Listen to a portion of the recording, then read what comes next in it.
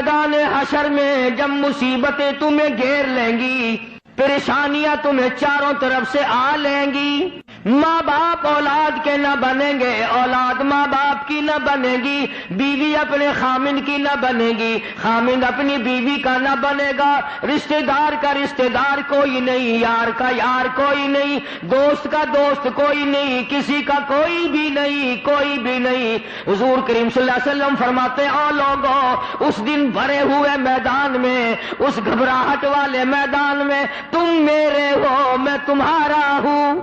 ارشاد فرمایا مدنی کریم صلی اللہ تعالی علیہ وسلم نے، او لوگوں،